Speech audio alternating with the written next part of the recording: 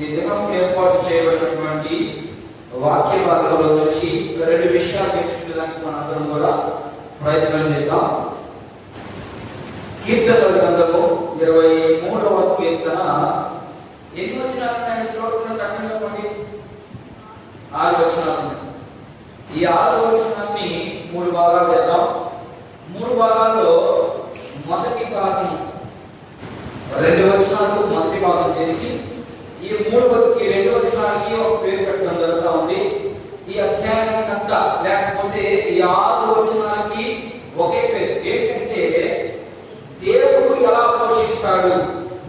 దేవుడు ఎలా పోషిస్తాడో దావీదు మహారాజు ఆయన యొక్క సన్నిహిత సంబంధాన్ని బట్టి, ఆయనకు ఉన్నటువంటి రిలేషన్షిప్ బట్టి, దేవుడి యొక్క అనుభవాలతో దేవుడికి ఆయనకి ఉన్నటువంటి అనుభవాన్ని వర్ణిస్తూ ఆయన ఈ కీర్తనలో రాసినట్టుగా మనకు కనబడ్డారు. ఈ 23వ కీర్తనలో మొదటి 2 వచనాన్ని ఒక భాగం చేద్దాం. ఒక భాగం చేసి ఆ భాగంలో ఇంచుమించు ఒక 5 విషయాలు ఉన్నాయి. కానీ మనం అందరం అర్థం చేసుకునేదానికి 5 విషయాలంటే ముక్కలుగా చేసినట్టు కాబట్టి ఒక 2 విషయాలు నేర్చుకునేదానికి ఎక్కువగా కనపడేది 2 విషయాలే. ఆ 2 విషయాన్ని మనం అర్థం చేసుకునేదానికి ప్రయత్నం చేద్దాం. మొదటిగా 23వ కీర్తన యెహోవా నా కాపరి, నాకు ఏమీ కలుగదు. పచ్చిక గల చోట్లను ఆయన నన్ను పొరుగు చేసి ఉన్నాడు. శాంతికరమైన జలముల యొద్ద నన్ను నడిపించుచున్నాడు. ఇక రాయబడినటువంటి మాట ఏంటంటే ఈ యొక్క కీర్తనకి దావీదు మహారాజు గొర్రెలు మేపుకున్నటువంటి సమయంలో మీరు అనుకోవచ్చు, దావీదు మహారాజు అయితే గొర్రెలు మేపుకునేది అని అనుకుంటున్నారు. ముందు గొర్రెలే ఆయన మేపుకునేది, తర్వాత రాజు అయ్యాడు.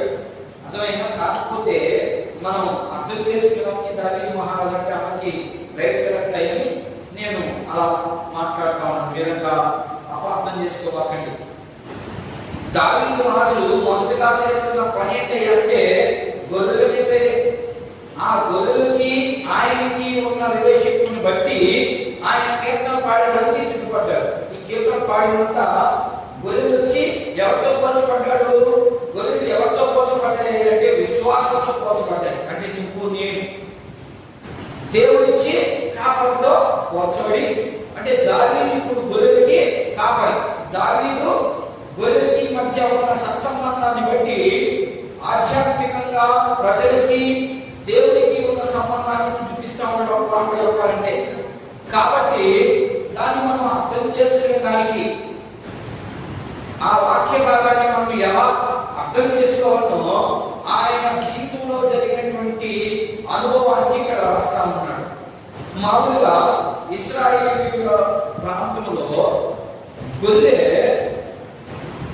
కాపర్ని నమ్మి వెనకాల వస్తాయి. ముందు కాపర్ నడుస్తా ఉంటే వెనకాల గొర్రెలు నడుచుకుంటూ వెళ్ళిపోతాయి. ఇది అక్కడ ఉన్నటువంటి ఇశ్రాయేలు దేశంలో జరుగుతున్నటువంటి ఈ రోజు కూడా అదే జరుగుతుంది. గొర్రె ఏం చేస్తుంటే సర్వసాధారణంగా వెనక్కి చేరి పోతాం మనం, అంతే కదా. గొర్రెని వెనక్కి చేరి పోతాం. కానీ ఇశ్రాయేలు దేశంలో అక్కడ పోవాల్సిన అవసరం లేదు. ఇశ్రాయేలు దేశంలో కాపరి ముందు నడుస్తూ ఉంటాడు. గొర్రెలు ఆయన్ని అనుసరించి ఆయన ఏ మార్గంలో వెళ్తున్నాడు, ఆయన కంపలోకి వెళ్తున్నాడా, లేకపోతే మంచి మార్గంలో వెళ్తున్నాడా, లేకపోతే పచ్చిగా చోటుకి వెళ్తున్నాడా, లేకపోతే నీళ్ళ ప్రాంతానికి వెళ్తున్నాడా, ఇదేది ఆలోచించింది గొర్రె. కాపరిని వెంబడిస్తారు అంతే. దానికని దాంట్లో నుంచి మనం నేర్చుకోవాలి. కాబట్టి ఈ కీర్తనలో నుంచి మనం నేర్చుకోవాలి. కాబట్టి దీనికి ఒక చిన్న సబ్ పాయింట్ పెట్టేది. ఏంటంటే ఆ సబ్ పాయింట్ అంటే గొర్రె కాపరిని నమ్మితే ఏంటంట ఇప్పుడు అదే నమ్మింది గొర్రె. ఇశ్రాయేలు దేశంలో లేకపోతే దావీదు విషయంలో మనం ఎత్తుకున్నట్లయితే దావీదుని గొర్రెలు నమ్మాయి కాబట్టి ఆయన ఎలా వెళ్తున్నాడో ఆలోచించకుండా ఆయన ఏ మార్గంలో వెళ్తా ఉంటే అదే మార్గంలో వెళ్తా ఉన్నాయి. అది అక్కడ ఉన్నటువంటి అర్థం, అక్కడ ఉన్నటువంటి వివరణ. అయితే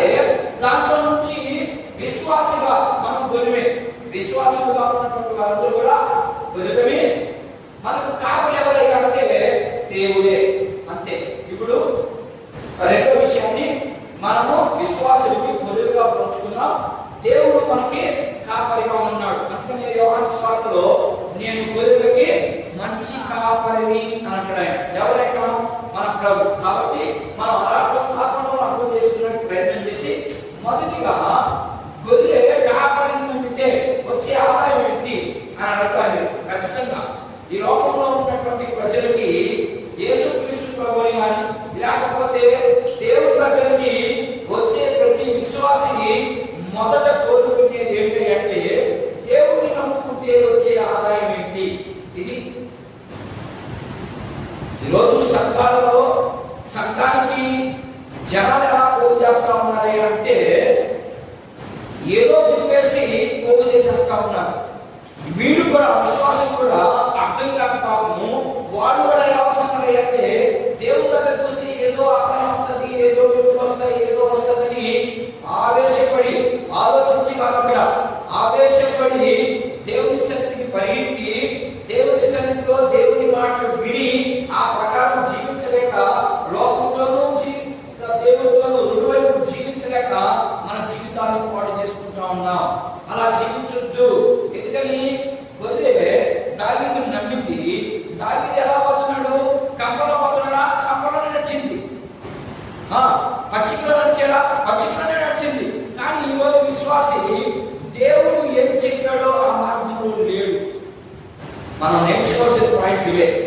దేవుడు మనకి ఏదైతే చెప్పాడో, ఏదైతే చేయమన్నాడో ఆ మార్గంలో ఈరోజు విశ్వాసం లేదు.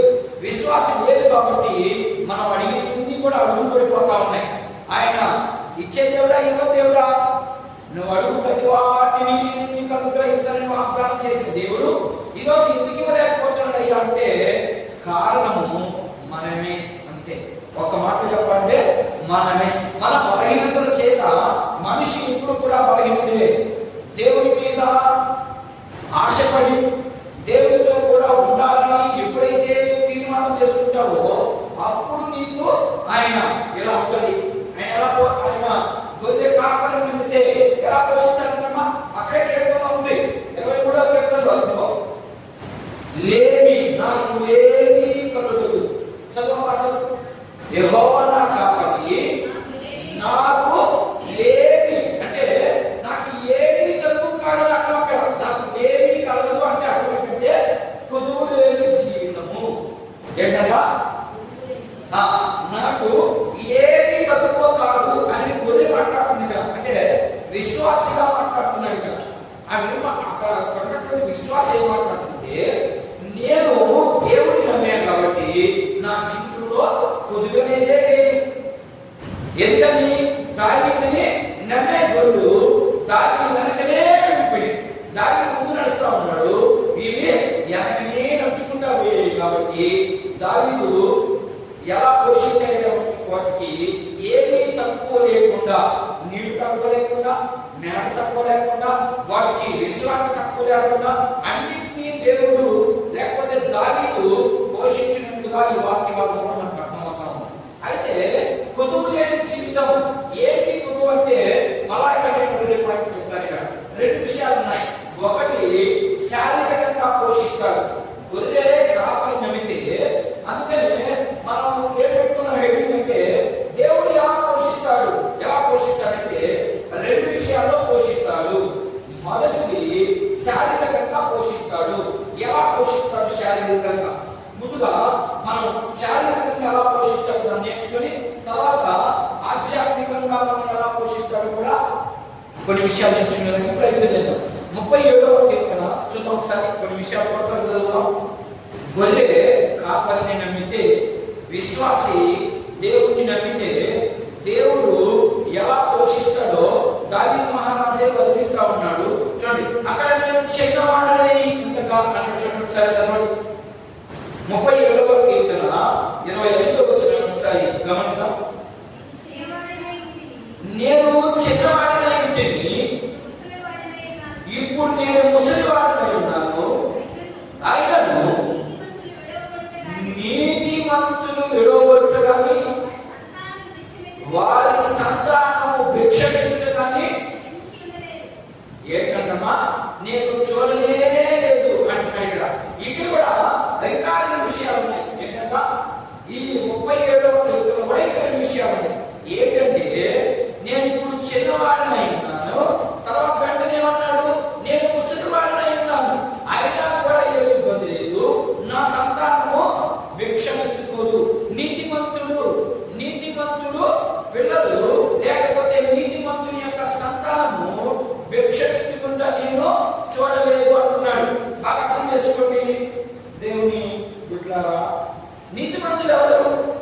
ఈ లోకంలో ఉన్నటువంటి వారు నీతిమంతులు ఎవరైనా ఉన్నారా? లేదు. మరి ఎవరు నీతిమంతుడు? ప్రభువైన యేసుక్రీస్తు తప్ప ఇంకెవరు ఈ భూమి మీద నీతిమంతుడు అనే అర్థాలు లేవు. ఎందుకంటే మనిషి ఏదో ఒక సమయంలో ఏదో ఒక విషయంలో పడిపోతాం, తప్పు చేస్తాం. అందుకని మనిషి నీతిమంతుడు ఎప్పటికీ కాలేడు. మరి ఎలా మీకు ఎలా అవసరం ఉంది? మరి రోమపత్రిక మీరే చెప్తా ఉన్నారు కాబట్టి మీరే మాకు జవాబు చెప్పాలి. మీరు అనుకున్నారు నీతిమంతుడు ఎలా అవుతాడంటే నేను మీకు ఆల్రెడీ వివరిస్తా ఉన్నాను. ఏ విషయం అయినా కూడా మీకు క్రమంగా నేర్చుకుంటూ వెళ్తా ఉన్నాం మనం. అయితే ఇక్కడ నమ్మకం గొర్రె కాపరిని నమ్మితే, మనం యేసుక్రీస్తు ప్రభువుని నమ్మితే మనం నీతిమంతులుగా తీర్చబడతామని రోమపత్రికలో సెలవిస్తా ఉంది. ఇప్పుడు ఇక్కడ కూడా గొర్రె కాపరిని నమ్మింది కాబట్టి ఆ కాపరి పొదుపు లేకుండా వాటిని పోషిస్తా ఉన్నాడు. ఇప్పుడు మనం కూడా దేవుడు రెండు విషయాల్లో పోషిస్తా ఉన్నాడు. ఏంటయ్యా మొదటి విషయం అంటే శారీరకంగా పోషిస్తాడు. ఇప్పుడు దావీదు మహారాజు ఏం చెప్తున్నాడంటే నా పిల్లలు భిక్షమెత్తుకోరు అని చెప్తా ఉన్నాడు. దేవుడి పిల్లలు భిక్షమెత్తుకుంటారా? అలా భిక్షమెత్తుకుంటున్నారు అంటే రెండు కారణాలు ఉంటాయి. దేవుని పిల్లలు లేకపోతే దేవుని బిడ్డలనిపించుకుంటున్నటువంటి నీతిమంతులు, మనకు నీతిమంతులు అంటే దేవునితో కూడా నడవబడినటువంటి వారు మాత్రమే మనం నీతిమంతులుగా పరిగణించాలి. అందరూ నీతిమంతులు అవరు. అయితే ఇక్కడ నీతిమంతులుగా ఉన్నటువంటి వారు భిక్షమెత్తుకోరు అన్నారు కదా. ఈ రెండు విషయాల్లో మొదటిది, ఒకవేళ దేవుడిని నీవు ఆరాధిస్తూ దేవుని విషయాల్లో ముందుకు వెళ్తూ నీవు శారీరకంగా లేకపోతే ధన రూపంగా ఆహార రూపంగా నీకు కుదురుద్ది అంటే ఒకటి దేవుని పరీక్ష ఏమైంటుంది, రెండవది నువ్వు చేసే పనిని బట్టి నీకు ఆశీర్వాదం, లేకపోతే ఆ యొక్క ధనానికి సంబంధించి శరీరానికి సంబంధించి నీకు కుదురుగా ఉంది అంటే రెండే విషయాలు. ఒకటి దేవుడు నీ మీదకి పరీక్షగా పెట్టుండాలి, లేకపోతే నిన్ను నీవే సరి చేసుకోలేకపోయినప్పుడు మాత్రమే నీ జీవితం కుదురుగా ఉంటుంది. శారీరకంగా ఆధ్యాత్మికంగా మాత్రం కాదు. నేను శారీరకం గురించి మాత్రమే నేను మాట్లాడతాను. ఒకటి నీకు నీవుగానే తెచ్చుకుంటావు. నీవు నాకు ఏం జరగట్లేదు, నాకు ఎలా నేను పోషించబడలేకపోతున్నాను అని నువ్వు అనుకుంటున్నావంటే ఖచ్చితంగా నీకు దేవునికి సంబంధాలు ఉన్నప్పుడు నీకు శ్రమ వస్తుంది. అది కొద్ది కాలమే. ఆయన పరిమితిగా జీవితాంతో నేను అలాగే పెట్టడు. ఆ కొద్ది కాలం శ్రమ పడాల్సిందే. శ్రమ పడిన తర్వాత అందుకనే శోధించబడిన తర్వాత శుద్ధ సువర్ణంగా మార్చబడతాము. శోధన రావాలి, మనకి బాధ రావాలి, వ్యాధం రావాలి. వీటిలో నుంచి బయటకు వచ్చినప్పుడు అందుకనే కొలువులో ముఖము వేయబడినటువంటి కొలువులో ముఖం వేసే కదా బంగారు ఇంటిగా ఉండాలని మనుచుకుంటుంది. అలా నువ్వు చేస్తాడు. ఎందుకంటే దేవుడితో కూడా నువ్వు నడవాలంటే అంత ఆశాపాశం పని కాదు. దేవుడి దగ్గరికి వచ్చిన తర్వాత దేవుడు నిన్ను పోషించాలి అంటే ఖచ్చితంగా నీవు దేవుని మాటకి లోబడాలి, దేవుని మార్గంలో నడవాలి. అలాంటప్పుడు కొన్ని పరీక్షలు వస్తాయి. లేకపోతే దేవుడు నీ ప్రేమను చూసి నీ పరీక్ష పెట్టకుండా కూడా ఇచ్చు నన్ను నేను చెప్పలేదు. దానికి దేవుడు కొన్నిసార్లు పరీక్ష పెట్టాడు, కొన్నిసార్లు పరీక్ష లేకుండానే నీకు ఐశ్వర్యం ఇవ్వచ్చు. దానికి నేను జవాబిచ్చాను. అది ఆయన ఇష్టం. ఎందుకంటే దేవుని ఇష్టానుసారంగా ఎవరైతే నడుస్తారో, దేవునికి ఎవరైతే అనుకూలంగా ఉంటారో వాడికి శారీరకంగా పోషించబడతారు, అలాగే ఆధ్యాత్మికంగా కూడా పోషించబడతారు. మరొక మాట చూద్దాం. మత్తయి సువార్త 26వ అధ్యాయం 25వ వచనం ఒకసారి గమనిద్దాం. మత్తయి సువార్త 6వ అధ్యాయం 25వ వచనాన్ని ఒకసారి చూద్దాం. అందువలన నేను మీతో చెప్పేదేమనగా ఏమి తిందుమో ఏమి త్రాగుదుమో అని మీ ప్రాణమును కూర్చేనా, ఏమి ధరించుకుందుమో మీ దేహమును కూర్చేను చింతింపుకడి. ఆహారం కంటే ప్రాణమును, వస్త్రము కంటే దేహమును గొప్పవి.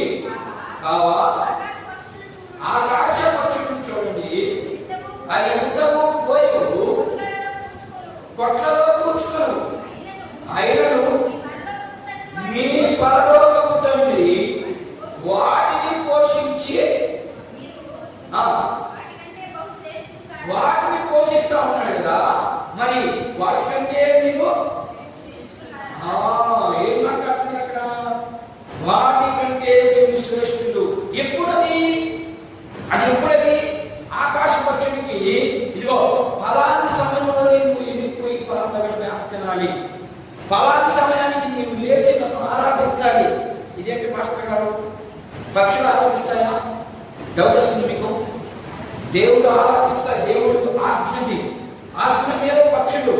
ఈ లోకంలో ఉన్నటువంటి ప్రకృతి ఖచ్చితంగా దేవుని మాట వింటది, మనిషి మాట వినడు. అందుకనే నిద్ర వేస్తున్నాయి. అరుణోదయమున ఉదయకాలంలో నుండి అదే దేవుని ఆరాధించు, అది వాటికి క్రమం.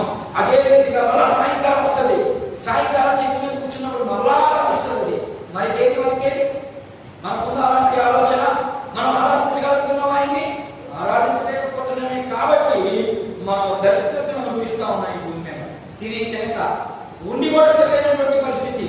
చాలా బాగా ఉంది ఆస్తి, అయినా కూడా కడుపునిండుగా తినలేనటువంటి పరిస్థితి ఎందుకు వస్తున్నాయంటే కారణం దేవుని మాటని మనం అలక్ష్యం చేసినందువలన అనే విషయాన్ని మనం అర్థం చేసుకోవాలి. ఒకవేళ దేవుడిని మనం అర్థం చేసుకొని దేవుడి ప్రకారంగా నడిస్తే నీకు ఏమీ తక్కువ ఉండదు. అటని నీ పొట్లలో అధిక దాన్ని ఉండదు, కానీ నీకు ఏ పూటకి ఆ పూటని సిద్ధం చేసే దేవుడు మన దేవుడు. ఈ విషయం మీద గట్టిగా నమ్మండి. నమ్మిన వారు మాత్రమే సొమ్ము చేసుకుంటారు, నమ్మని వారు ఏమైపోతారట? గాలితో కలిసిపోతారు అని అర్థం. ఓకేనా? సరే, ఇంకొక మాట చూద్దాం. పిలుపులకు రాయబడినటువంటి పత్రిక నేను కొత్తగా ముగించిన ప్రయత్నం చేస్తాను. పిలుపులకు రాయబడినటువంటి పత్రిక 4వ అధ్యాయము 19వ వచనం ఒకసారి గమనిద్దాం. 4:19 శారీరకంగా ఎలా పోషిస్తాడో చూపిస్తా ఉన్నాను. కాగా దేవుడు తన ఐశ్వర్యము చొప్పున క్రీస్తు యేసునందు మహిమలో, అర్థమైందా? ఎక్కడన్నా క్రీస్తు యేసు మహిమ, ఆయన మహిమ వచ్చబడేదానికి మాత్రమే మేము పోషిస్తాడు. ఎప్పుడది? నువ్వు ఆయనతో కూడా ఉన్నప్పుడు. మీకు ఉదాహరణకి బైబిల్ నుంచి ఒక వ్యక్తిని జ్ఞాపకం చేస్తాను, అలా పోషించబడినటువంటి వ్యక్తి. మీకు ఆల్రెడీ టక్క గుర్తుకొచ్చేసాడు. ఎవరైనా ఏరియా కరువు వచ్చింది ఆ ప్రాంతం అంతా. ఇక లేదు భోజనం ఎవరికి లేదు. ఆ ప్రాంతం నుంచి ఆయన ఎన్ని రోజులు పోషించబడ్డాడు? ఎన్ని రోజులు పోషించబడ్డాడు అమ్మా? ఒక్క సంవత్సరం అంతా పోషించబడ్డాడు. మీరు రాజుల మొదటి గ్రంథాన్ని మనం చదివితే, రాజుల మొదటి గ్రంథంలో 7వ అధ్యాయం అనుకుంటాను, నేను కరెక్ట్గా చెప్పలేదు కానీ ఉంది. 7వ అధ్యాయంలో 8వ అధ్యాయంలో ఉంది. సార్ 17వ అధ్యాయం 16 నుంచి 18 అధ్యాయం ఉంటుంది. అయితే అక్కడ ఆయన ఎలా పోషించబడ్డాడంటే ఒక సంవత్సరం అంతా ఆయన చెప్పాడు కరువు వస్తా ఉంది అని. మరి ఆయనే ఆ కరువులో కూడా ఆయన కొట్టినాడు కదా. ఆయనకి కరువు వచ్చేటప్పుడు ఆయన ఏమన్నా దాచిపెట్టుకొని ఒక సంవత్సరానికి అంతా దాచిపెట్టుకొని ఉన్నాడా? లేదు. రాజు ఇంటికి పోయాడు, ఇదిగో ఆహారాజా, ఇదిగో సంవత్సరానికి కరువు వస్తా ఉంది అంటున్నాడు. కరువు వచ్చేసింది. కరువు వచ్చినప్పటికీ కూడా ఆయన పోషించబడ్డాడు. ఎలా పోషించబడ్డాడు? నేను ఎలా పోషించబడ్డాడు? లేకపోతే ఇప్పుడు కరువు వచ్చేసింది, ఏం చేయాలి? కూరగాయలు పట్టలేదు. ఉదాహరణకి ఏం చేస్తాం? అన్నం ఉంది, బియ్యం ఉన్నాయమ్మా, కూరగాయలు ఏమి దొరకట్లేదు, ఏం చేస్తాం? అలాంటి పరిస్థితి అక్కడ నీళ్లు పోసుకుని తినే రోజు లేదు. ఎందుకంటే అక్కడ పంట సరిగ్గా పండట్లేదు. ఆల్రెడీ దేవుడు చెప్పేశాడు ఏమని, ఇక నీకు ఈ నెల పంటలు, వర్షం పడుతుంటే ఇక నెల పండు అని చెప్పేశాడు. అని చెప్పినప్పుడు ఇక్కడికి ఏమి కూరగాయలు లేవు కదా. కానీ నా దేవుని గొప్పతనం ఏంటంటే అంతకంటే మామూలుగా జరిగే దానికంటే కరువుగా గొప్పగా పోషించబడ్డ కొట్టం చెప్పడం. అది మన దేవుని గొప్పతనం. దేవుడిని మనం నమ్మితే మన జీవితం ఎలా ఉంటుందంటే అసలు అద్భుతం. ఆ అద్భుతమైనటువంటి దాన్ని అనుభవిస్తే తప్ప లేకపోతే మనం అర్థం చేసుకోలేము. ఆయన యొక్క ప్రేమను మనం అర్థం చేసుకోవాలి, అనుభవించాలంటే ఖచ్చితంగా మనిషి ఆయన మార్గంలో నడవాల్సిందే. నడిచినప్పుడు గ్యారెంటీగా ఏరియాని పోషించిన దేవుడు నిన్ను కూడా పోషిస్తాడని దేవుని వాక్యము సెలవిస్తాం. అందుకనే దావీదు మహారాజు ఆయన యొక్క అనుభవాన్ని పోల్చి మనకు నేర్పిస్తా ఉంటాడు. ఇది మొదటి విషయం. ఇకపోతే రెండో విషయాన్ని నేను వస్తా ఉన్నాను. ఆధ్యాత్మికంగా ఆత్మీయంగా ఎలా పోషిస్తాడు? ఇప్పుడు ఈ శరీరము బలంగా ఉండాలంటే ఏం కావాలా? ఆహారం కావాలి. ఏ ఆహారం? అది శరీర సంబంధమైనటువంటి ఆహారం. మరి మనలో ఉన్నాడు, వాడు పోషించబడాలంటే అంతే. ఆధ్యాత్మికంగా ఆత్మ కూడా పోషించబడాలి. ఆత్మ పోషించబడాలి అంటే ఎలా పోషించబడుతుంది అంటే నువ్వు వాక్యాన్ని అర్థం చేసుకున్నప్పుడు, వాక్యాన్ని చదివినప్పుడు, వాక్యంతో నీవు నడిచినప్పుడు, వాక్య ప్రకారం నీ జీవితాన్ని సరి చేసుకోవాలనుకున్నప్పుడు, సరి చేసుకోవడమే కానీ వాక్య ప్రకారం మనము జీవించలేము. నేను చెప్తున్నాను, వాక్య ప్రకారం మనం జీవించలేము. వాక్య ప్రకారం జీవించేదానికి సిద్ధపడమే మనం ప్రతిరోజు. అర్థమవుతుందా? రక్షించబడ్డాము. రక్షించబడిన తర్వాత పరలోక రాజ్యానికి వచ్చేస్తుంది కదా, ఇక చర్చించుకో. అర్థమవుతుందా? రక్షించబడ్డాము. రక్షించబడిన తర్వాత ఇక మనకు పరలోకం వచ్చేసింది కదా వాక్య ప్రకారం. మరి మనం ఎందుకు చర్చికి రావాలి? ఎందుకు ఆదివారం కూడుకోవాలి? ఎందుకు శుక్రవారం కూడుకోవాలి? ఎందుకు బుధవారం కూడుకోవాలి? ఎందుకు మంగళవారం కూడుకోవాలి? ఎందుకు బేస్తవారం కూడుకోవాలి? మధ్యలో ఏ వారం మిస్ అయింది? శనివారం ఒకరోజు మిస్ అయింది. శనివారం మిస్ కాకూడదు, శనివారం కూడా కూడుకోవాలి. విజ్ఞాపన, ఆ రోజు విజ్ఞాపన చేయాలి. అర్థమైందా? మరి ఎందుకు కూడుకోవాలి? ఇదంతా ఎందుకు? మనకు రక్షణ చేసింది, పరలోకం వచ్చేసింది అనుకున్నాం. మరి అలాంటప్పుడు ఇవన్నీ ఎందుకు పెడతాడు దేవుడు? రక్షణ వచ్చినంత మాత్రాన నువ్వు పరలోక రాజ్యానికి వెళ్ళలేదు. ఆ రక్షణను చనిపోయేంత వరకు కొనసాగాలని పౌరు భక్తులు చెప్తాడు.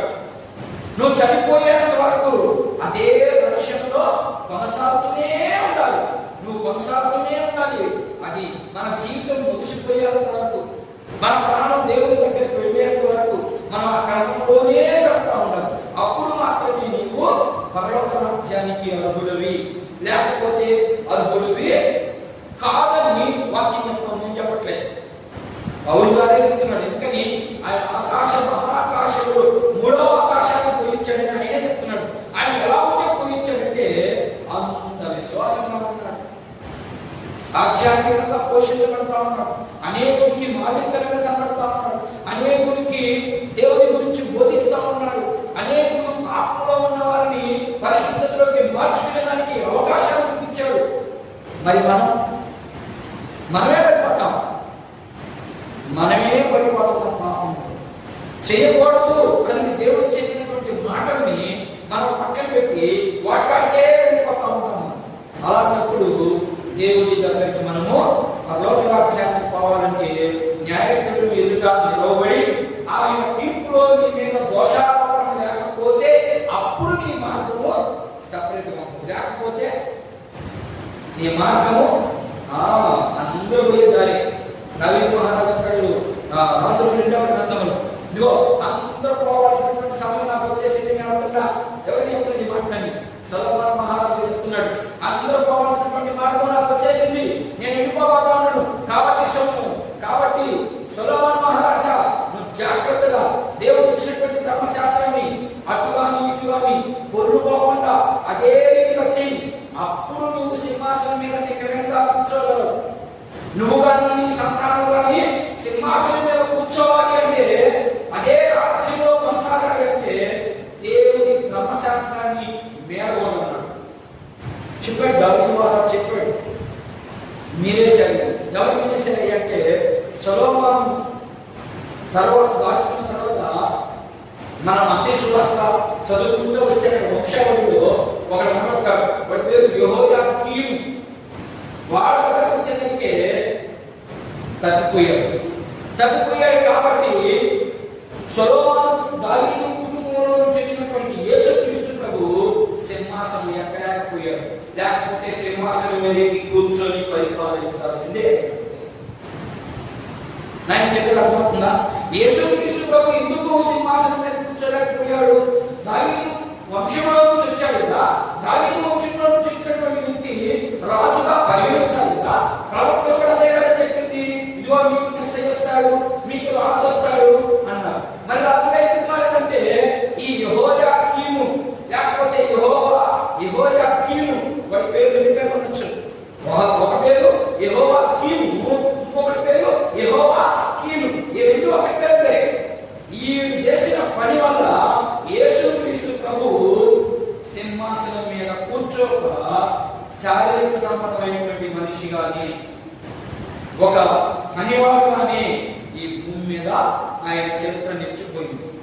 కాబట్టి మనము కూడా దేవుని పిల్లలన్నటువంటి మనకు కూడా ఆత్మకు ఆహారం కావాలి.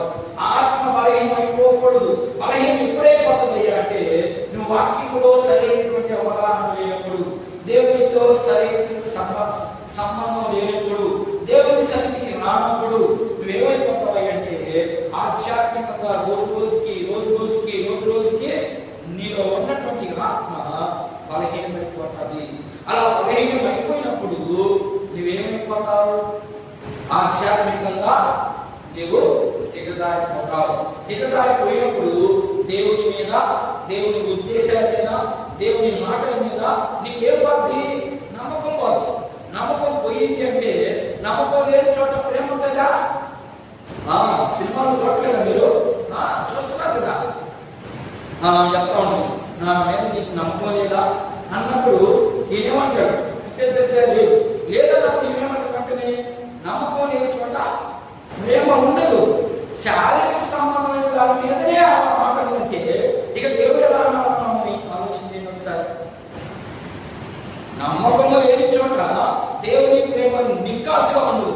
మనిషి ప్రేమే లేదండి, ఇక దేవుని ప్రేమ లేకుండా ఉంటుంది అసలు. అయినా కూడా మన దేవుడిని ప్రేమిస్తానే ఉన్నాం. అయినా కూడా నువ్వు చేస్తా ఉన్నా సరే ఆ ఒక్క మాట సింపుల్గా వేసింది ఏమని?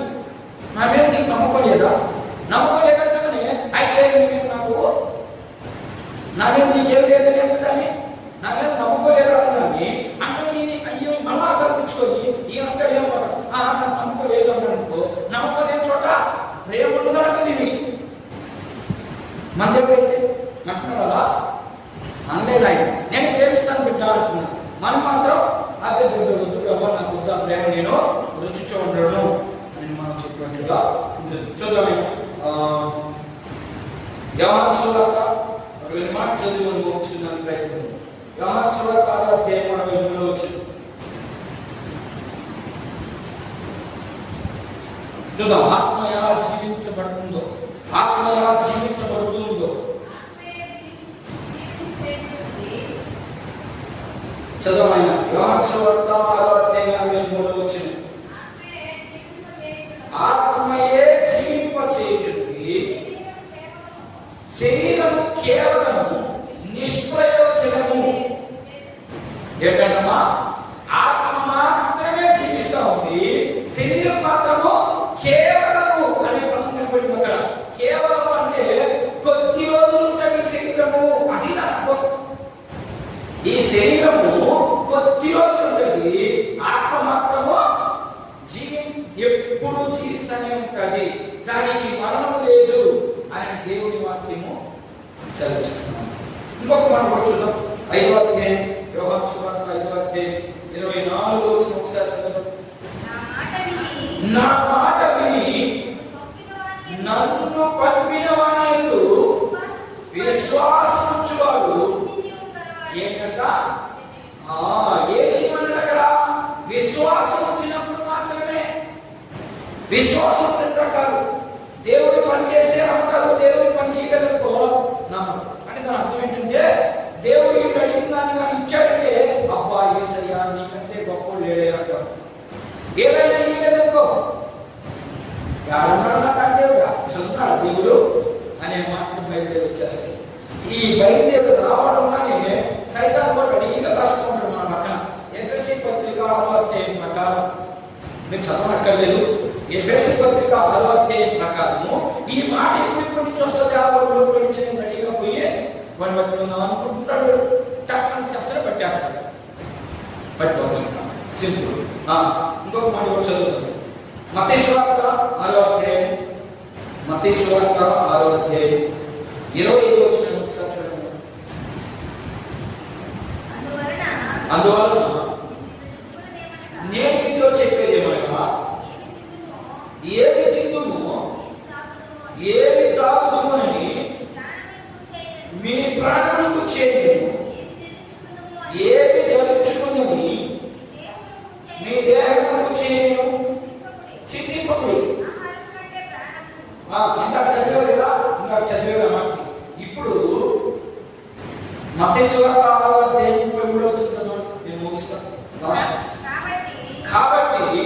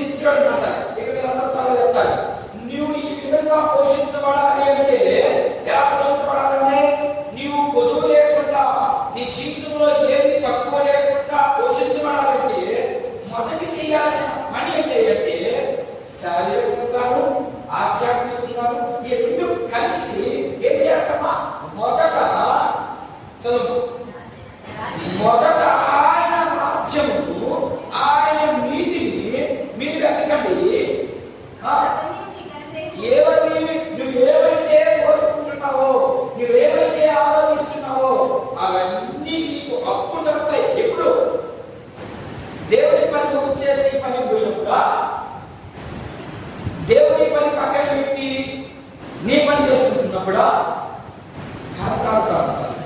ఇవన్నీ శారీరకంగా నీకు కావాలి, నువ్వు పోషించబడాలి, నువ్వు నలుగురిలో నీకు సమృద్ధిగా ఉండాలి అంటే రెండోది ఆధ్యాత్మికంగా నీవు ఆత్మీయతలో, వాక్యంలో, ప్రార్థనలో, సహవాసంలో, సంఘ పరిచయంలో నువ్వు ఎదగాలి అంటే ఈ రెండింటినీ కలబోసి నువ్వు ముందెక్కలా ఎక్కలా దేవుని రాజ్యాన్ని వెతకాలి. దేవుని రాజ్యాన్ని వెతకాలి అంటే ఎక్కడ ఉంది దేవుని రాజ్యం? దేవుని రాజ్యం ఎక్కడ ఉంది? భూమి ఉందా లేదా? దేవుని రాజ్యము భూమి మీద ఉందా లేదా? ఉంది. ఎక్కడుంది? సంఘమే దేవుని రాజ్యం. అంతే. సంఘాన్ని నువ్వు ఎప్పుడైతే వెంబడిస్తావో, సంఘంలో నువ్వు ఎప్పుడైతే మిళితమవుతావో, అందుకనే ఒక భక్తుడు పాడతాడు, నీలో నేను మిళితమైపోవాలని, నేను చేశానయ్యా నీ కోసము, నా కోసం ప్రాణం పెట్టావని పాడతాడు. ఎక్సలెంట్ ఉంది ఆ పాట. ఏం చేశానని నా కోసం ప్రాణం పెట్టావు? ఒక్క ఆత్మను రక్షించానా? పాట భలే రాశాడు. అది అనుభవం. నువ్వు నా కోసం ప్రాణం పెట్టావు, కనీసం నేను ఒక్కడిని కూడా రక్షించబడలేకపోతున్నానే. నేను చెప్పే మాట మీరు ఒక్కడు కూడా దేవుడి దగ్గర రావట్లేదే. మీ సొంత మాట చెప్తే దేవుని దగ్గర అనేక. నిన్న సంఘాన్ని, సంఘం వాడిని పోషిస్తా ఉంటే సంఘానికి చెప్పాల్సింది చెప్పకుండా పోతే దేవుని దగ్గర తీర్పుగా ఖచ్చితంగా తీర్పున్నది. అందుకని మనం ఏం చేయాలనుకుంటూ విశ్వాసిని దేవుని రాజ్యం వైపు చూపించాలి. వాళ్ళ మనసంతా దేవుడు ఏం చెప్పాడో దాని మీద పెట్టించాలి మనసు. అప్పుడు వాళ్ళ జీవితం మార్పు చెందాలి. లేకపోతే వాళ్ళ జీవితము మార్పు చెందదు. కాబట్టి మీ అందరూ కూడా దేవుని ఆ యొక్క మాటలు మనం ఎప్పుడైతే నమ్ముతామో, ఎప్పుడైతే విశ్వసిస్తామో, మనమందరం కూడా పోషించబడతామని దేవుని వాక్యము చదివిస్తాము. ఈ కొద్ది మాటలు మన వినికిడిలో దేవుడు దీవించును గాక. కలుసుకుంటే ప్రార్థన చేసుకుంటాం.